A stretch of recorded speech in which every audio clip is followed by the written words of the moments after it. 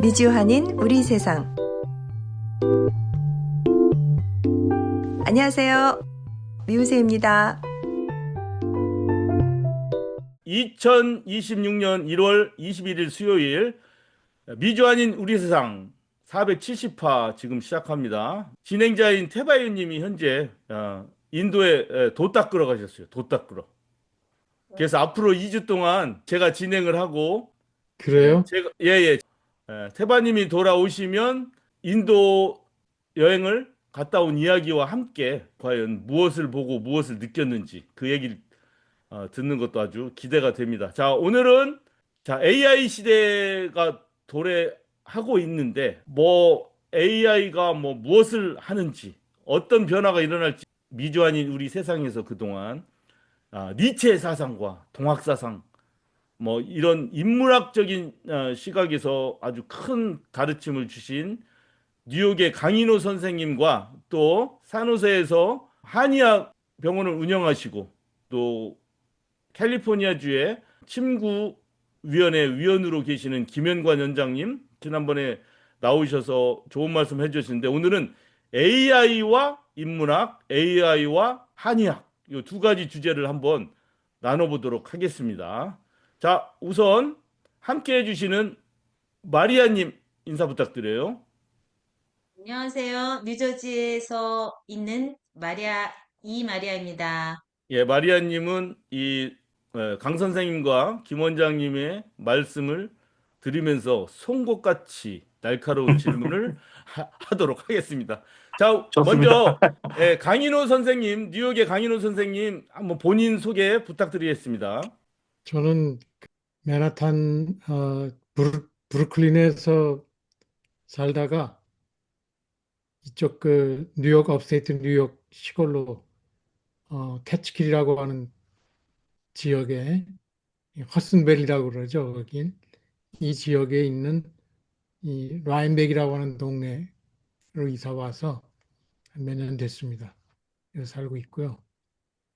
어, 뭐 계속 철학 이 시대에 어떻게 이 변화된 시대에 어떻게 살아갈 것인가를 위해서 철학 분야, 특히 여러 가지 분야를 연구하고 있습니다. 열심히.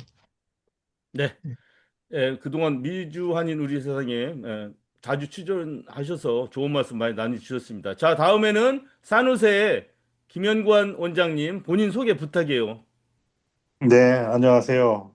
저는 산호세에서 한의원을 운영하고 있고 또 지금 미국에서 이제 선풍적인 인기를 끌고 있는 그 통합의학 또는 뭐 옛날에는 대체의학이라고 그랬는데 특히 미국의 무너지고 있는 의료 시스템의 한 축에서 그것을 좀 이제 어떤 기여를 할 수 있을까 이제 여러 가지 모색하고 있는 김현관이라고 합니다. 자, 오늘 순서를 잠깐 제가 진행자가 또 이런 맛이 있구만. 잠깐 바꿔보겠습니다. 순서를 우리 마리아님이 오셨는데 그래도 제가 무료 한방 상담 하나를 하게 혹시 한방 관련한 질문 있어요? 뭐 어디가 안 좋은데 이럴 때는 어떻게 하면 이거 한번 시범으로 한번 하죠. 간단하게. 이제 나이가 나이다 보니까 이제 서서히 갱년기 증상도 나오고요. 그래서 뼈가 많이 약해지거든요. 그래서 운동을 좀 이렇게 뼈에 좋은 무릎이나 그런 데 좋은 운동을 뭐를 할까 지금 고민을 많이 하고 있어요. 그래서 어떻게 하면 좋을지. 골다공증 진단을 받으셨어요? 이제 시작하는 단계라고 하더라고요. 초기라고. 예. 네. 그래서 아직 약을 그냥 비타민 D 정도만 먹으라고 얘기를 하고 있어요. 그러니까 비타민 D나 또는 칼슘이나 이런 것들이 뼈를 네. 튼튼하게 한다 그러잖아요. 근데 몇 년 됐죠. 한국에서 한약을 가지고 실험을 했는데 한약을 먹으니까 골다공증이 낫더라. 굉장히 좋아지더라. 그런 건데 왜 그러냐? 어떤 원리냐면은요. 우리가 골다공증 그러면은 뼈가 물러진다 그러잖아요. 근데 뼈는 우리 몸에서 일종의 어떤 버팀목을 해주는 그런 거지만은 양방의 맹점이 뭐냐면은 그렇게 디테일하게 그것만 가지고 이렇게 굉장히 파고든단 말이에요. 근데 한방에서는 전인적으로 봐서 이게 나무로 치면 나무의 바깥에 있는 그 우리가 흔히 말하는 목재가 되는 거 그것만 나무라고 생각하지 않고 실은 밑에 뿌리 그리고 영양분이라든지 수분이 올라가는 또 그 관이라든지 더 나가서 그쪽으로 통해서 이제 여러 가지 교류하는 뭐 여러 가지 뭐 신경계 같은 그런 것들도 요즘에 많이 밝혀지고 그러잖아요. 그래서 거기에 착안을 해서 우리가 뼈 속에 뭐가 있어요? 뼈 속에 뭐가 있죠? 연골? 뼈 속에 골수가 있죠. 예, 골수. 골스. 네, 그죠? 골수가 네. 뭐예요? 그게 거기서 우리의 그 적혈구를 만들어내거든요. 아, 골수에서 적혈구를 만든다. 피를 만들어내네요, 뼈에서. 그렇죠? 음, 그러면은 그러니까 백혈병에 걸려가지고 적혈구라든지 백혈구를 잘 못 만들고 막 이러면은 이제 빈혈에 걸리고 막 그러잖아요. 그러니까 음, 골수암 뭐 이런 것도 결국에는 다 백혈병의 일종이라고 보면은 그 골수를 튼튼하게 하는 약이 한 약에 있어요. 사물탕. 뭐 우리 흔히 말하는 당귀, 천궁, 숙지황 뭐 이런 것들이 여러 가지를 조합을 해가지고 만들어낸 게 적골한이라는 게 있어요. 논문 찾아보면 다 나와요. 근데 그걸 음, 먹였더니 뼈가 튼튼해졌어. 왜 음, 그래요? 그럼 골수를 충실하게 해주니까 뼈가 당연히 그거 먹고도 탄탄하게지겠죠. 음, 우리가 나무를 봤을 때 양방에서 보면은 그거를 바깥에 거를만 보고 이게 바깥에 너무 약해져서 뭐 쉽게 부러지겠는데 강도가 약해지고 물렁물렁해지는데 이런 것만 보지 않고 옛날에 그 동양에서의 그런 지혜를 가진 선조들은 이 나무를 살리고 튼튼하게 하려면 뿌리를 잘 영양분을 주고 뿌리를 튼튼하게 해야 되겠다. 그러니까 어때요? 안에서 영양분을 잘 먹고 바깥에 나무도 다 건강해지는 거죠. 그러니까 그런 원리로 해서 적골한이라는 걸 만들었어요. 실험을 했더니 진짜로 골다공증이 많이 개선이 되는 거예요. 음, 그런 거가 이제 요즘 그 데이터로 확인이 되는 그런 것들이고요. 실제로 저희 누님도 지금 나이가 이제 60대 중반이 되니까 이제 골다공증이 심해져서 주사를 맞으러 다녀요. 근데 그 주사가 뭐냐 그러면 뼈를 튼튼하게 한다기보다는 뼈에서 이렇게 녹아 나오는 성분들이 천천히 나오게 하는 주사예요. 그러니까 음, 한번 그게 약해지면 튼튼하게 하는 거를 하는 게 아니고 그걸 어떻게 하면 뭐 우리가 뭐 칼슘 뭐 비타민 D 많이 먹고 그러지만은 그게 뼛속까지 충분히 안 들어가요. 잘 골수를 튼튼하게 해야 된다. 뭐 그게 이제 요즘에 새로 나온 직연들이죠. 예, 그래, 여기까지. 왜냐면 어. 너무 많이 알려드리면 이것도 저기 영업에 지장이 있잖아요. 자, 네. 더 궁금한 내용이나 다른 또 상담을 원하시는 분은 하모니 홀리스니스. 헐리네스입니까? 하모니 헐리네스. 홀리스틱. 헐리스틱, 하모니 헐리스틱. 찾아보시면, 구글에서 찾아보시면 됩니다. 현킴, HYUNKIM. 이렇게 광고까지 해주시고. 예, 가셔서. 지금 아까 말씀하신 거는 정말 이 김현관 원장님의 기술의 한 100분의 1도 안 되는 것 잠깐 보여준 거고. 진짜 필요하신 분들 꼭 찾아가서 전인적으로 고치는 거지 않습니까? 이제 말만 들어도 그냥 다 낫는 것 같네. 자, 여기까지 소개 겸 한 가지 말씀드렸고, 강인호 선생님께서 지난번에 갑골 문자 얘기해 주시고, 니체 얘기해 주셨고, 동학 사상 이런 거 다 얘기해 주셨어요. 근데 이제 AI에 대해서 이렇게 자꾸 얘기들이 많이 나오고 있고 세상이 그쪽으로 가고 있고 피부로 우리가 느끼고 있지 않습니까? 그 변화되는 것을 아직 막 구체적으로 무엇이 어떻게 변했다 이렇게 설명을 하면 참 쉽진 않은데 뭐 제미나이가 나오고 챗GPT가 나오고 하는 거는 분명히 뭐 눈으로 보여요. 책 읽는 민들레라는 독서 모임에서도 지금 사실은 그 싱귤레리티 특이점 오고 있다 그거 공부를 하고 있는데 자 과연 신 우상, 천지인 이런 문제를 많이 생각하신 이 강인호 선생님께서는 이런 AI 시대에 써서 인문학적으로 과연 이 AI 시대 우리 사람들의 정신이나 의식, 가치관 이런 것들이 어떻게 변할지 한번 생각을 하실 수 있을 것 같아서 오늘 초청해 드렸습니다. 한번 강인호 선생님 말씀 한번 들어보도록 하겠습니다. 기회를 주셔서 고맙고요. 사실 지금 우리들은 이미 변화된 세상 안에 살고 있어요. 이미 우리의 생활 패턴이라든가 일상생활 속에서 우리들 자신이 이미 녹아들어서 이미 크게 변화하고 있습니다. 변했고, 특히 어느 부분이 변했는가, 우리의 삶의 가장 큰 부분들이 또 대대적으로 다가올 것들이 뭔가 생각을 해보면은 크게 두 가지 일단은 구분해서 생각을 해보고 싶어요. 개인적으로 생활 자체가 어떻게 변했는가 하는 것들하고 그리고 우리의 삶 자체의 물질적 환경을 뼈대를 이루는 노동에 대한 것들, 모든 일자리가 사라져 가고 있는 그런 현실, 그리고 앞으로 시대는 조만간 거의 모든 일자리가 이제 대체가 되지 않습니까? AI라는 걸 통해서 만들어지는 이 로봇들이 인간의 여러 가지 노동들, 정신노동, 육체노동 할 것 없이 모든 노동을 다 대신하게 되는 그런 시대로, 노동이 사라진 시대, 그런 시대를 우리가 경험하고 있고요. 그런 두 가지 큰 의미. 하나는 노동이 사라진 시대. 또 하나 개인적으로는 인간이 자기가 보통 그 우리의 내면이랄까, 우리의 감성적인 이런 의식 세계를 그 차지하고 있는 부분들, 이런 것들조차 AI에 의해서 우리의 의식이 완전히 점령당하고 있다 이거예요. 모든 지식과 경험과 감성 이런 것조차 AI에 의해서 특히 생성 AI라고 그러죠. 생성 AI에 의해서 만들어진 현실들이 우리들의 지식과 경험과 모든 것들을 대신하고 대체하고 완전히 장악해버리고 있는 그런 그 시대를 살아가고 있다. 이거예요. 특히 가장 위기라고 느껴지는 것은 우리 무의식이라고 하는 것이 이미 여기에 있는 분들도 다 같이 느낄 거예요. 저도 느껴요. 지난번에 그 황석영 선생이 소설 하나를 가지고 나와서 그 광고를 하는 그 유튜브를 봤어요. 여러분들 보셨죠? 혹시 보신 분 계신지 예, 모르겠어요. 저 일부 봤습니다. 예. 황석현 선생님 말씀하시는 거. 황석영 선생이 그 초기에 뭐라고 말씀하셨냐면은 요즘 그 계엄 사태 일어난 이후에 이 유튜브 보느라고 글도 못 쓰고 아무것도 못 하겠다고 말이에요. 그렇게 생활을 해왔다 하는 그런 얘기를 봤어요. 근데 많은 이거는 황석영 씨만 그런 게 아니라 저도 그렇고 아마 여기 앉아 계신 분도 마찬가지예요. 요즘 유튜브 보면서 신문보다도 유튜브 보면서 세상 모든 걸 돌아가는 걸 이게 얻고 그렇지 않습니까?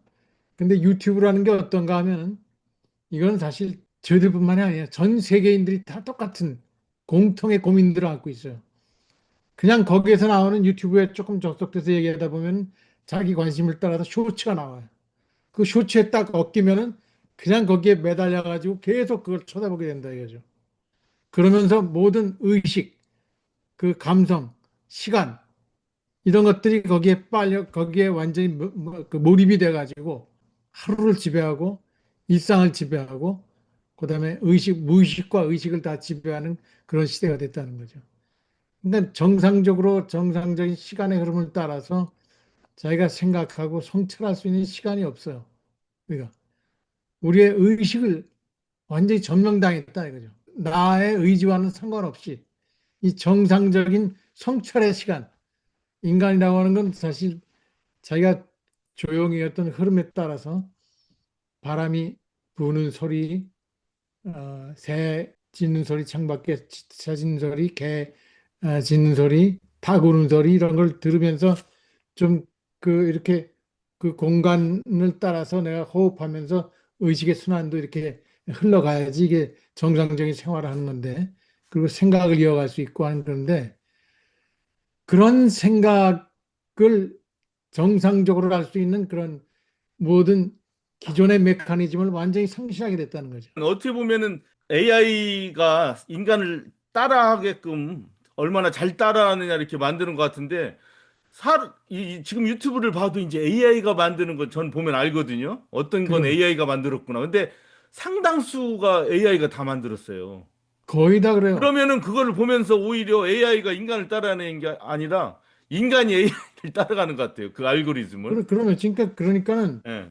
결국은 우리가 만들어 가지고 우리가 만든 툴이 우리들 자신을 얽어매는 우리를 해방시키는 것이 아니라 우리를 얽어매고 우리의 감성을 지배하고 그다음에 의식을 지배하고 그리고 또 무의식까지 지배를 해버려요. 그러니까 요새 지난번에 흑백 그 요리사 대결이 있고 있지 않습니까? 엄청나게 많은 사람들이 그걸 보잖아요. 그 쇼츠를 봐요. 그리고 거기 보고선 음식 따라하고 뭐 이렇게. 이게 한국 사람뿐만 아니라 전 세계 사람들이 다 거기에 메모리되니까 하는 그런 현실이 됐어요. 그러니까 이거는 보통 심각한 게 아니에요. 이건 제가 개인적으로 생각하는 것뿐만 아니라 저 자신도 저도 지금 니체 학개론을 갖다 준비를 하느라고 시간을 많이 써야 하는데 시간을 많이 못 써요. 왜냐하면 이게 세상 돌아가는 거 계속 봐야 되니까 이거 못 놓는 거야, 이거를. 한번 클릭해서 들어가면은 거의 거기에 몰입되는 시간들이 엄청나단 말이에요, 하루에. 그러니까 이게 그런 고민이 생겨요. 그래서 저만 그런 고민을 하는가 했더니 우리 아들도 자기 주변 사람들, 자기도 포함해서 그 고민들을 얘기하고 이것이 진짜 이거 보통 큰 문제가 아니다. 수많은 사람들이 비즈니스도 그렇고 한참 키워가면서 뭔가 정신일도해가지고 뭔가를 이뤄야 되는 사람들이 집중을 못하고 뭔가를 이루지 못하고 분산시키는 게 만드는 그런 현실이 됐다는 거예요. 이거 도파민 중독이라고 그러는데 보통 사람들 얘기하기를 이 중독 현상이 어린아이로부터 시작해서 조금 이제 이 글을 읽을 줄 아는 그 킨더가든 애들 때부터 시작해서 국민학교 들어가는 아이들까지 요새 거기 매달려 가지고 중독이 되면서 집중력 잃어버리고 뭔가 지속적인 뭔가 창의적인 건 할 수가 없는 그걸 만들어지고 있다 이거. 이건 마치 모든 사람들을 좀비처럼 만들고 있다 이게. 이런 현상이. 이게 다 AI가 만들어내는 현상들 아니냐 이거지. 그 AI와 연결된 여러 가지 그 부수적인 그런 것 가운데 가장 큰 것. 난 바로 이런 의식의 지배. 이 도파민 중독의 문제가 굉장히 크다고 생각이 들어요. 이 개인적인 내면의 문제에 그런 큰 변화가 왔고 이것은 우리의 내부자 자체도 아마 크게 병적으로 이 형질 변화가 일어나는 그런 현상이 일어나지 않을까 생각이 들어요. 인류의 인간 자체의 어떤 물질적인 구조가 변화되는 생활 패턴의 변화에 의해서 그렇게 진화가 되지 않는가. 그러면서 또 오히려 지배당하고 가는 그런 병적인 그런 그러니까 디스토피아적인 그런 느낌이 그 강하게 현실을 지배하는 때가 됐다 이거죠. 그리고 이제 그 아까 했지만 우리의 내면이 그렇게 크게 변했다고 하는 거 그리고 우리가 현실에서는 아까 말씀했듯이 비디오 나오는 것, 유튜브 나오는 것조차도 다 AI가 만들어 버리듯이 이런 생산 과정, 경제 활동, 파밍조차도 스마트 팜이 굉장히 대세가 되고 있잖아요. 앞으로 대체가 되고 있고. 그것도 스마트팜 대형 이 기업적인 농사 짓는 사람들뿐만 아니라 소형으로도 바로 AI의 기술을 이용해서 농사 짓는 그런 것들이 많이 생겨나더라고요. 음. 그래서 그러면서 그동안 수많은 노동력들이 각계각층의 노동 인력들, 그러니까 일할 수 있는 일자리라는 것이 없어지고 이제 기계가 다 하고 로봇가 다 하고 하는 그런 시대가 됐다. 이걸 어떻게 우리가 해결할 건가? 이거는 여러 가지 대안을 얘기하기도 하지만은 그런 심각한 문제가 있다고 하는 것, 변화된 상황에 그걸 의식하지 않을 수가 없다는 생각이 듭니다. 예. 여러분들은 음. 어떻게 생각하세요? 그런 부분들. 우리가 지금 겪고 있는 변화, 내면의 변화, 그리고 앞으로 일자리 이런 그 문제 이런 것도 크게 나와 있지만은 늑대가 원래 처음에 사람들이 불 펴놓고 뭐 먹는 것 버린 것 주워 먹다가 나중에는 이제 이렇게 사람 눈에 보이기 귀엽게 모양도 바뀌고 성품도 바뀌고 이러면서 사람의 반려자가 됐다고 그러지 않습니까, 예, 지금? 이게 바뀌는 거잖아요, 유전적으로 계속 진화되면은. 그러면 지금 사람들도 이렇게 AI가 주어지는 정보와 유튜브 동영상 이런 거를 계속 보면서 확실히 두뇌도 바뀌고 유전자도 바뀌는 그런 현상이 일어난다고 보는 게 타당하겠죠. 아무래도. 예, 당연히 바뀌어질 텐데 지금 보이는 거는 굉장히 좀 부정적인 면이 너무 많은 것 같아요. 사람의 AI로 예. 인해서 얻을 음. 수 있는 여러 가지 이기적인 것들이 이익이 되는 그런 장점들이 많이 있어요. 네. 인간의 지적인 능력이 확대가 돼서 극한적으로 확대가 된다고 하는 거는 굉장히 경험해 보지 못한 그런 놀라운 그런 새로운 세계인 건 확실한데 그리고 저는 철학을 하면서도 이제 그 문제점에 대한 것들을 어, 당장 편리하게 이런 거는 어떤 부분들이 실제 누가 또 연구하고 있을까 하도 물어보면 금방금방 여러 가지 정답이 딱 맞는 건 아니어도 대답을 얻어줘요. 그런 편리함이 있긴 한데 어떤 근본적인 문제랄까 하는 것들은 너무 이게 문제가 굉장히 많더라고요. 예를 들어서 이 철학적인 문제, 민족 문제 혹은 뭐 니체 같은 거 연구하면서 니체가 그 고민하고 있었던 문제들을 얘기한다고 했을 때 이거를 그 주제를 가지고 얘기하다 보면 너무 이 진부한 얘기로부터 시작해가지고서 조금 더 깊게 나가면은 엉뚱한 거짓 정보를 막 주고 이래요. 그렇죠. 너무 맞아요. 거짓 정보, 엉뚱하게 거짓말을 막 해. 그걸 지적하면 금방 또 사과도 하고 그리고 이제 가짜 뉴스, 온갖 종류의 가짜 뉴스의 뭐 진원지가 아닐까 생각이 될 정도로 그런 황당무계한 것들을 갖다가 대답으로 내놓는 그런 게 많아요. 그럴듯한 그 모양으로 치장을 딱 해가지고 사람들이 다 그렇죠. 속는단 말이에요. 그렇죠. 네. 그런 걸 너무 많이 볼 수가 있어요. 어, 이런 것들에 대해서 그 도파민 중독에 대한 것 어린아이들의 그 도파민 중독은 굉장히 심각하다 그래요. 아이들뿐만 아니라 어른들도 그 도파민 중독되면 저는 굉장히 슬프게 생각하는 게 인간에게 창조적인 능력이 있거든요. 고요히 혼자서 생각하면서 좀 시간을 가지고 명상하거나 성찰할 수 있는 시간들 그리고 또 어떨 때 떠오르는 그런 그 예술적인 감정들 이런 것들을 키워나고 나가고 이래야 되는 건데 그렇게 하지 못하는 것이 바로 이 도파민이 큰 장애 역할을 하고 있다고 생각이 드는데 그런 부분에 있어서 좀 창의력을 키울 수 있는 부분들을 굉장히 우리가 생각하고 의도적으로 이런 새로운 프로그램들을 만들어 나가야 되지 않겠나 이런 생각이 들어요.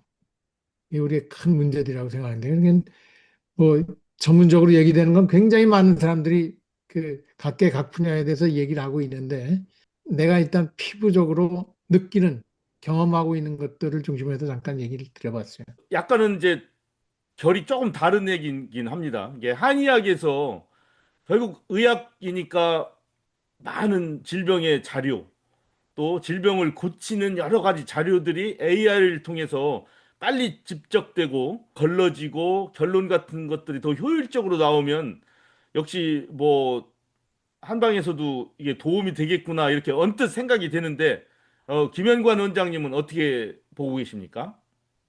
네, 제가 아주 우연히도 이제 뭐 인연 인맥에 의해서 한국에서 그 한의대 교수들의 그 한의학 교육학회라는 그 세미나가 있었어요.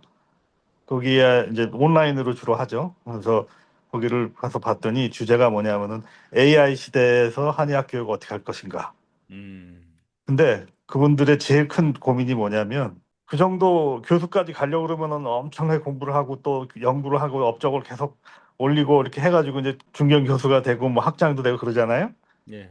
근데 그게 다 온라인에 가 있으니까 자기가 그렇게 학문적 업적을 쌓는 동안에 한 20년 걸렸다 그러면은 AI로 학생들이 막 여기저기 이렇게 잘 그 자료를 긁어 모아서 탁 하면은 금방 따라잡는다는 거예요. 음, 근데 문제는 시험을 보면 대부분 다 75점, 70점 그 내외로 나오는데 이게 다 AI로 작성을 한 거라는 거야. 아, 그러면 그거를 점수를 줘야 되냐 말아야 되느냐. 그랬을 때 제일 중요한 게 뭐냐 그러니까 자기가 그렇게 생각을 하고 이런 자료가 필요하겠다 해가지고 이런 거를 사고 프로세스가 돼서 논리적으로 그 머릿속으로 자기가 이해를 한 것인지 아니면 AI한테 질문해가지고 받아낸 그 리포트에 바탕한 것인지 그걸 본다는 거죠. 의학도 요즘에 뭐 의사가 없어질 거다 막 그러잖아요.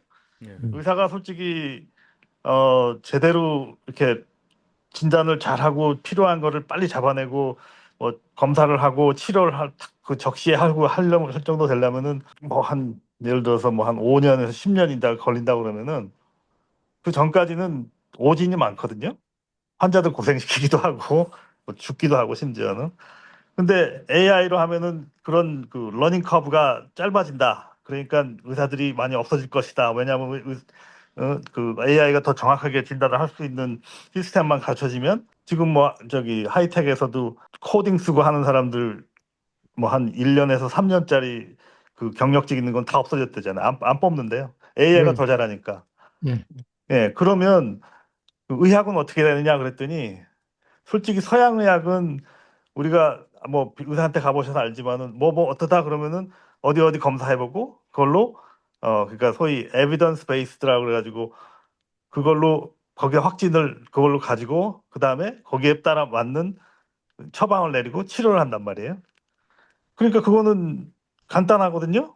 그러니까 AI의 도움을 받아서 뭐 예를 들어서 한 사람이 여러 사람을 막 만져도 할 수도 있고 그럴 수도 있단 말이죠. 그리고 AI가 검증을 해가지고 아 이거는 이럴 확률이 89%고 요게 뭐 몇 퍼센트니까 뭐 이렇게 막 가이드를 해주고 그러면은 그게 이제 의사가 많이 필요 없을 정도로 아니면 일반적인 사람들도 의사만큼 처방을 내릴 수도 있고 뭐 그렇게 되는 경우도 있겠지만 팬데믹 때 보셨다시피 서양 의학에서 못 고치는 건 어떻게 해요?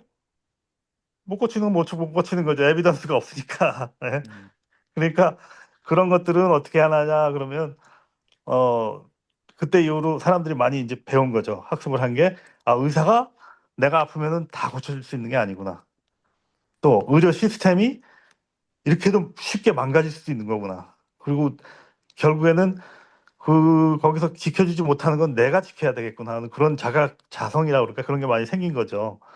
똑같이 AI도 이걸 하면 우리가 이제는 뭐 암도 정복을 하고 어쩌고 저쩌고 막 그러는데 실제적인 우리가 질병은 우리가 태어나는 순간부터 계속 늙어가는 거잖아요. 전인적으로 보지 않으면은 그냥 한 동물이 태어나서 죽어가는 거 그것만 본단 말이에요. 근데 우리가 지금 그 우리 강 선생님 말씀하신 것처럼 거기에 얼마나 많은 고민과 인문학적인 또는 인간적인 성찰이 필요하고 그걸로 인해서 우리가 앞으로 여기에 있는 사람들 중에 앞으로 50년 후 우리 다 없잖아요. 뭐 주위에 있는 모든 것들도 다 없어질 거고 어디 비석 같은 거나 남아 있으려나 그런 그걸 또 누가 알아주거나 뭐 보러 오기나 아니면 어쩌면 자리도 없어서 그냥 이름표만 있을지도 모르죠.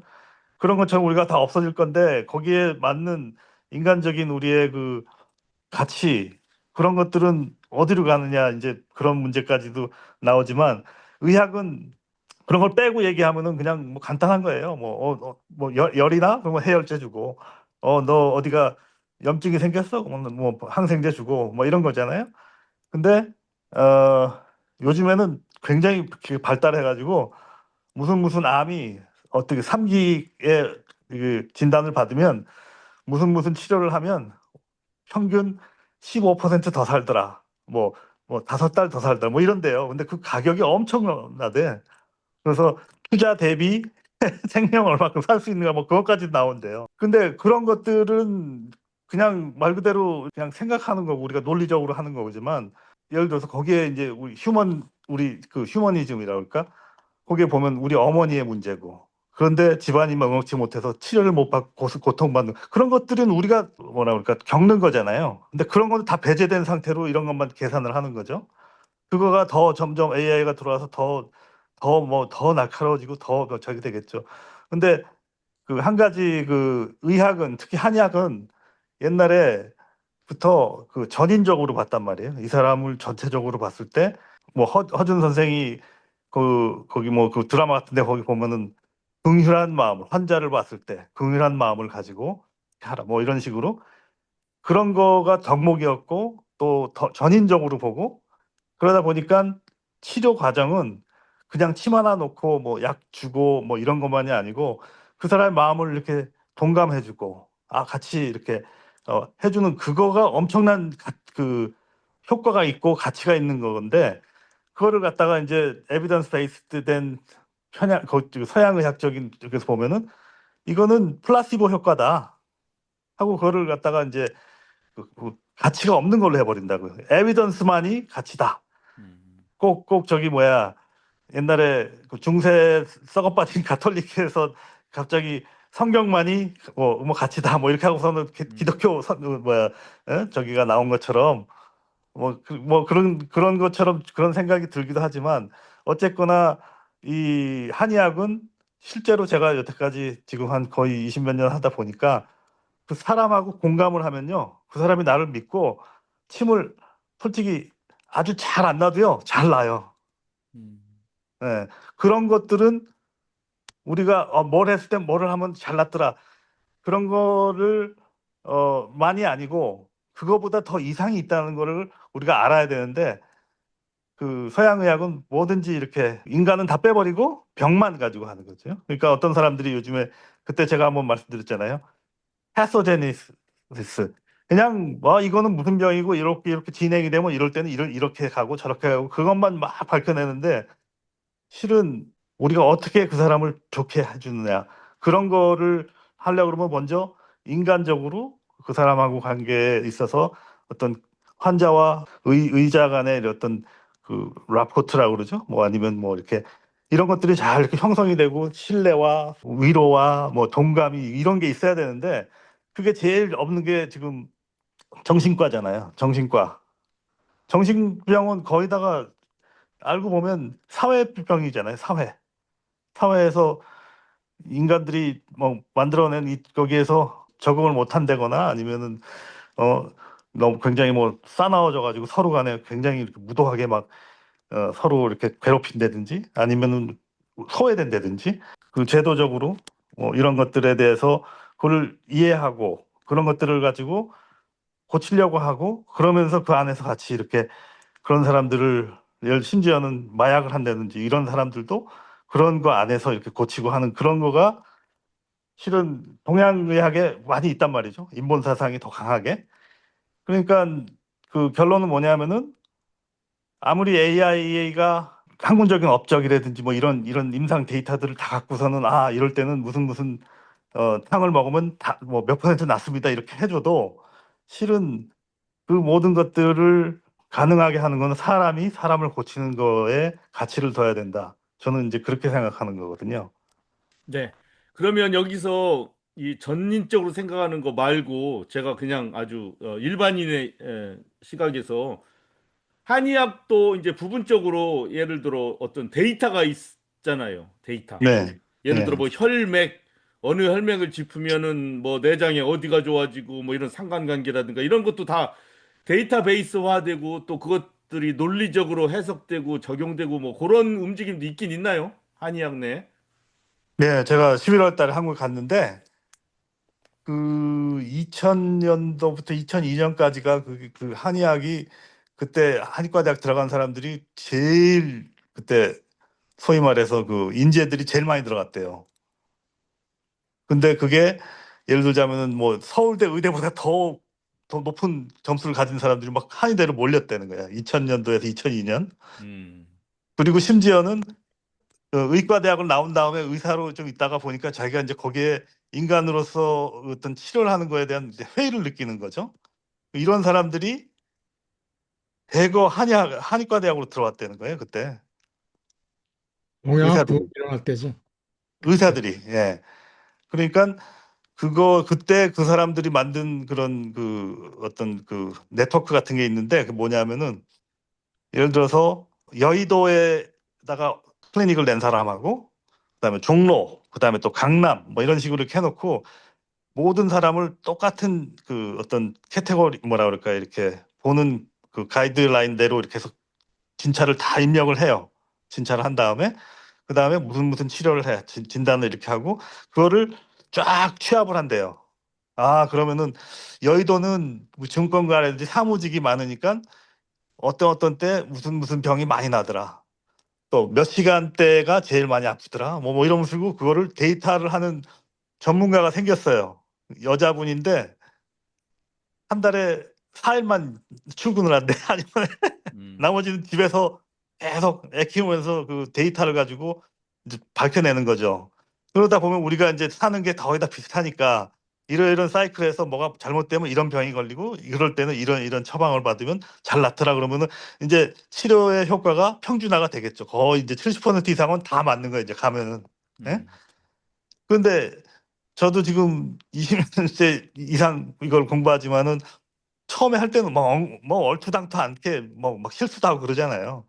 근데 그런 게 이제 많이 없어지면은 이제 어떻게 보면은 이제 아까 이제 우스갯소리로 우리 김 사장님이 28일이라고 생각하고 21일로 적으면은 AI보다 못한 놈 이렇게 나올 거 아니에요. 그러면은 예? 의사도 이거 AI보다 못한 사람들 막 맨 처음에 시작할 때는 AI보다 당연히 못하겠죠. 예.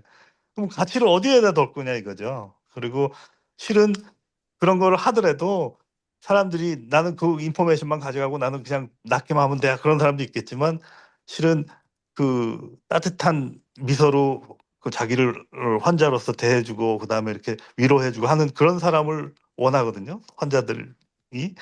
그러니까 그런 것들이 우리 일상생활에 똑같이 그렇게 그 어떤 인본적인 사상. 제가 요즘에 생각인데 지금 자본주의 그 거두들 지금 올리가키라고 그러잖아요. 그 사람들이 막 엄청나게 AI 쪽을 해가지고 그거 가지고 세계를 정복하려고 그러고 지배하려고 그러고 뭐 막 이제는 뭐 염치도 보고 아무것도 없잖아요. 그냥 뭐 그냥 이 땅 내놔라 그리고 뭐 이거 막 돈으로 막 사고 막 이러잖아요. 그래가지고 남는 게 뭐가 있을까? 사람들은 이렇게 해도 되는구나.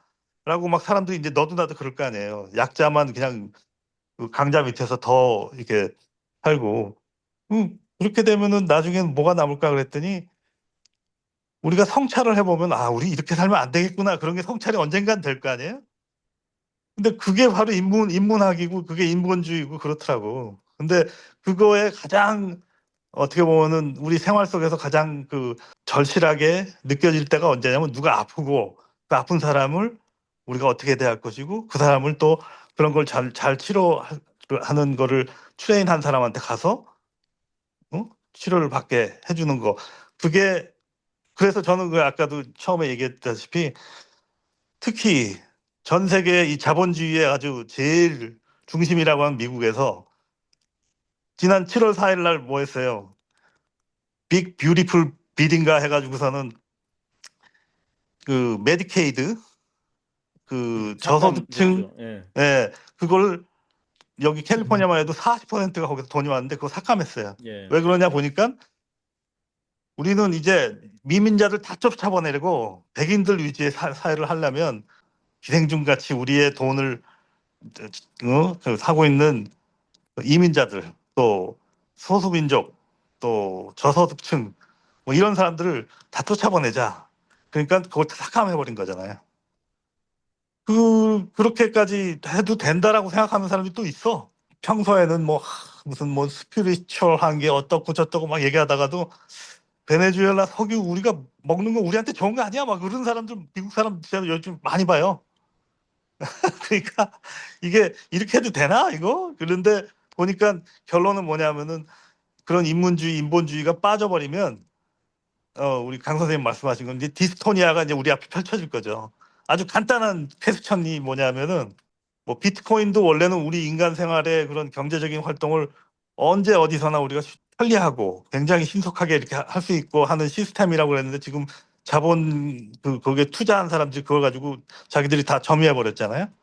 그런 것처럼 AI도 정신적으로도 자꾸 이렇게 뭐 우리가 거기에 노예가 된다 그러지만 실은 AI는 인간들이 만들어 놓은 거를 학습을 기가 막히게 한 것뿐이지 인간이 그 만들어낼 때 그런 창의성 이런 건 없거든요. 우리가 아직 안 만들어 놓은 건 모른단 말이에요, AI가. 그러니까 제 생각에는 특히 의학 분야 같은 경우에는 힐링 아트라고 그러거든요. 나중에 되면 어느 이제 수준에 올라가면 그 사람을 이렇게만 말을 해도 그 사람이 나를 믿고 그거를 하고서 순간적으로 스폰테니어스하게 낫는 경우도 있단 말이죠. 그게 이제 제일 잘했던 게 옛날에 예수님이 예? 병자를 낫게 해주고 이런 것들도 실은 제가 볼 때는 그런 것 같아. 근데 모르겠어요. 그 여러 가지. 그리고 또 한 가지가 또 요즘에 와서 갈등. 제가 집사람하고 같이 그 교회를 그동안에 좀 다녔어요. 근데 요즘에 와서 내가 보니까 그 목사님은 괜찮은데 자기가 이제 거기서 그 자기 직업이니까 그걸 자꾸 교회 안에서 뭘 하자고 막 그러는데 지금 뭐 한국 봐봐요. 뭐 통일교도 그렇고 정신병자들이 있는 데가 교회더라고 보니까. 그러니까 우리의 이 영혼이라든지 이런 거가 굉장히 그러니까 어떻게 보면 왜곡되고 그런 데가 그런 걸 가지고 이제 하는 비즈니스 하는 게 기독교 같아 보니까. 아 그래서 이 교회야말로 진짜 얼마나 많은 자기들이 회개하고 정말로 뭐 어떤 그 세상을 어떻게 보면 뭐 고치려고 그러면은 지금 그런 개독교 있는 것들을 다 먼저 없애야 되겠죠. 거기에 대해서 더 자기들이 저항을 하고 그걸 해야 되는데 자기들은 우리는 아니고 저거 아니고 우리는 달라 뭐 이런 식으로. 그래서 내가 더 이상 교회는 내가 도저히 못 가겠다라고 이제 선언을 했어요. 그래서 아예 목사님이 왜 그러냐고 막 그래가지고 내가 충분히 다 이렇게 설명을 하니까 더 이상 할 말이 없다 그러더라고. 자, 여기서 마리아님의 송곳 질문 한번 들어가도록 하겠습니다. 오래 기다리셨어요. 저는 질문보다요, 제가 이제 이렇게 말씀을 이렇게 들으면서 그냥 저는 전문가도 아니고 어떤 특별히 AI 관련된 거에 대해서 많은 생각을 이렇게 해보지 않았지만 그냥 AI가 있는 세상에 적응을 해 나가는 마치 그런 초등학생 같은 느낌이에요, 저는. 그래서 예를 들면 회사에서 이 모든 AI가 너무 좋아요. AI 때문에 일이 너무 쉬워졌어요. 무슨 보고서를 만들든 아니면 요즘은 이메일도 써보시면 알겠지만 몇 번 이메일 왔다 갔다 하면 지가 알아서 AI가 딱 제 그동안의 이메일 왔다 갔다 한 거를 다 서머라이즈를 다 해줘요. 그래서 이제 너가 뭘 하면 돼? 라고 이렇게 디렉션도 주고 마찬가지로 디자인도 다 해줘요. 뭐 회사에서 디자이너가 있는데 어떤 간단한 건 디자이너 도움도 필요 없어. 그리고 혼자서 그동안은 고민했던 걸 물어보면 다 대화가 되고, 그래서 그 업무의 질적인 향상이 엄청나거든요. 그래서 되게 즐겁고, 그 다음에 그렇기 때문에 예전에는 8시간을 fully 제가 다 일을 해야 될 걸 한 4시간만 일해도 되는 거예요.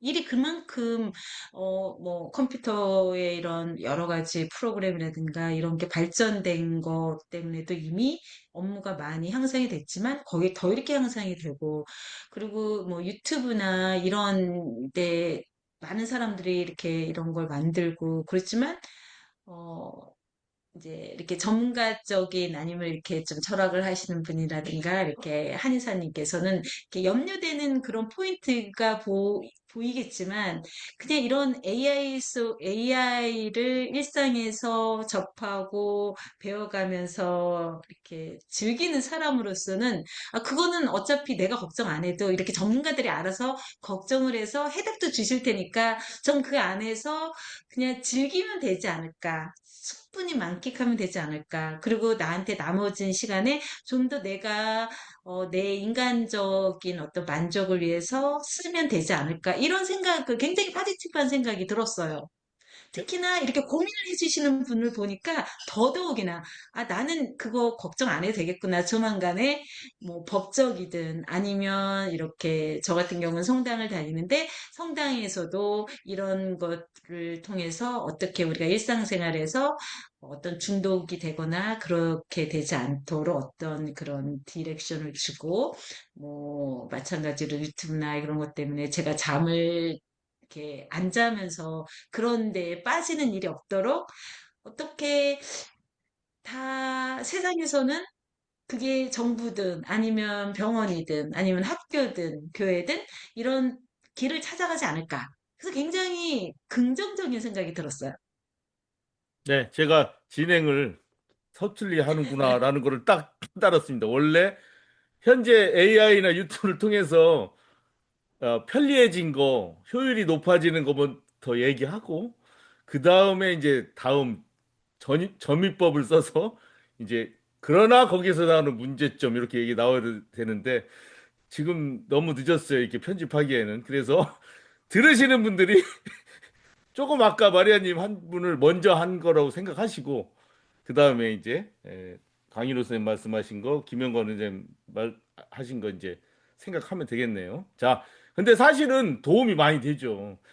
가짜 뉴스고 되지도 않는 것부터 막 빠져든 게 아니라 사실은 예를 들어 중요한 저 거는 같은 굉장히 경우도 많아요.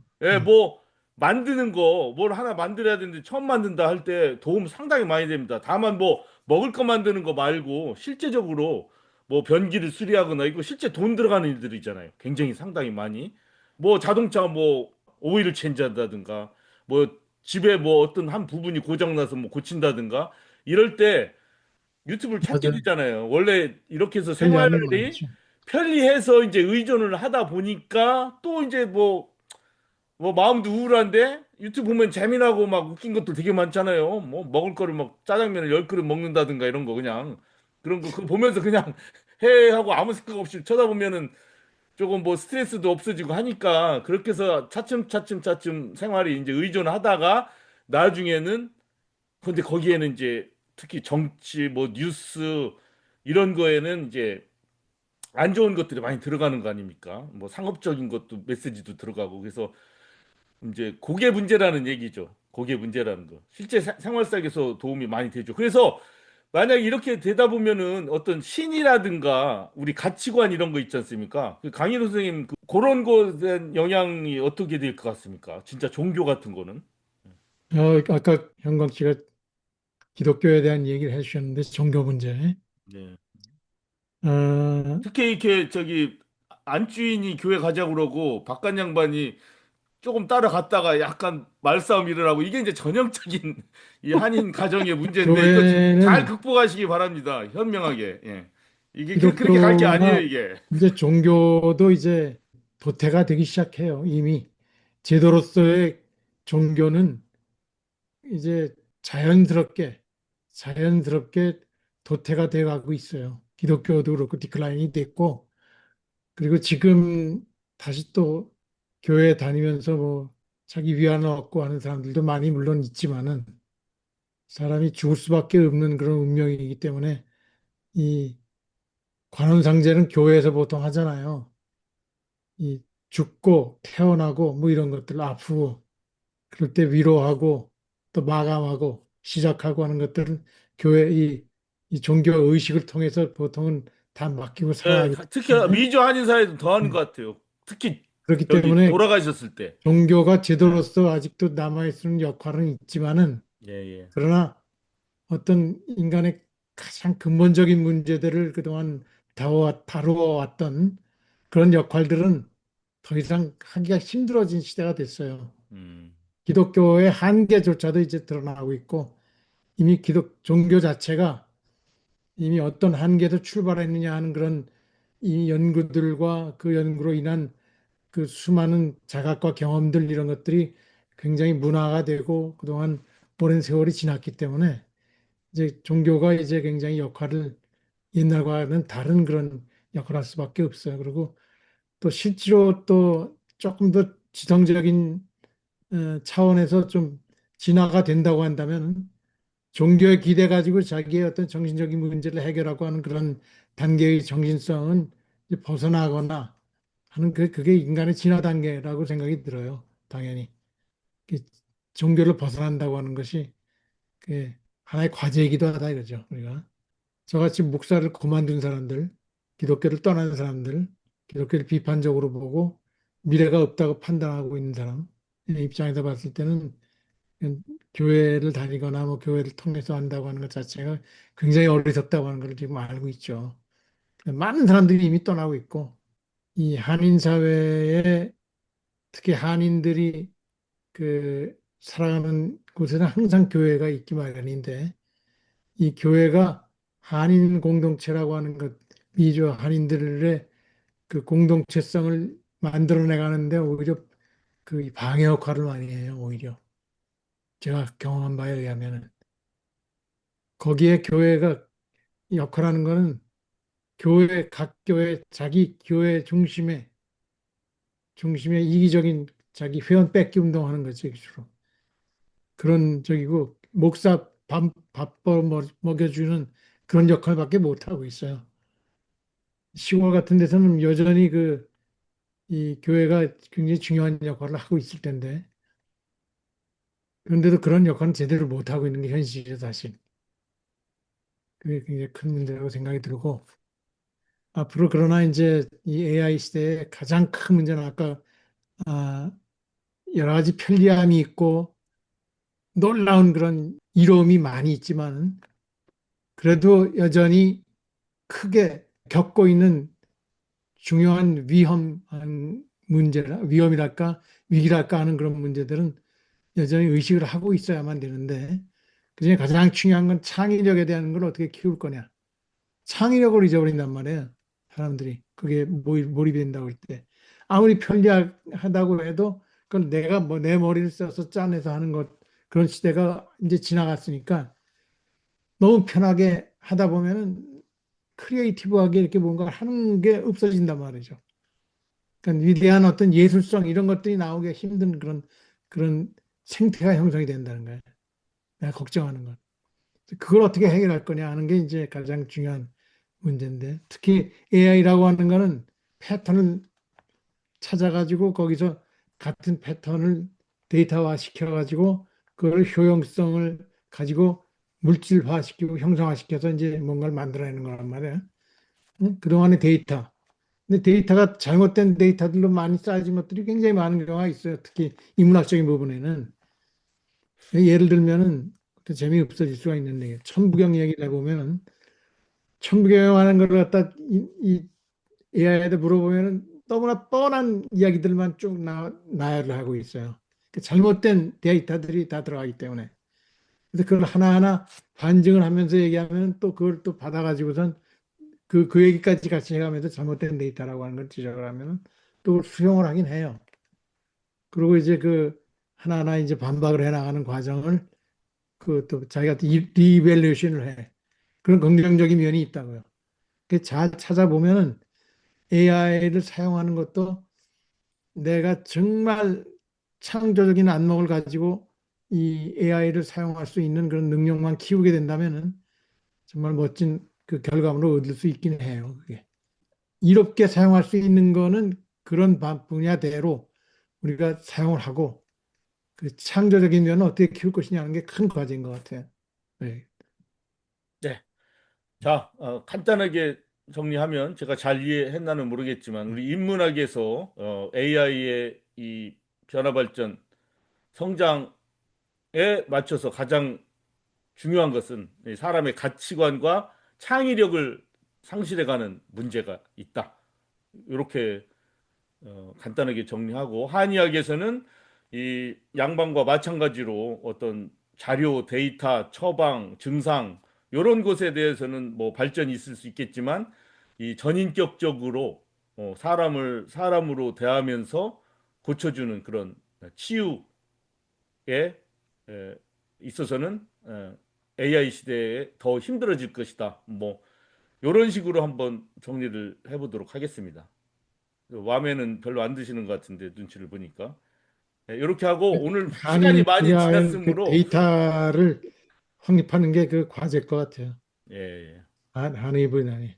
예. 그래요. 오늘 수요일 밤 늦은 시간인데 또 시작 시간도 좀 늦었습니다. 예, 제 본인의 불찰로 인해서 그 점 양해해 주시고 오늘 470화 미주한인 우리 세상 여기서 마치도록 하겠습니다. 참석해 주셔서 좋은 말씀 나눠주신 여러분들 고맙습니다. 감사합니다. 예, 수고하셨어요. 감사합니다.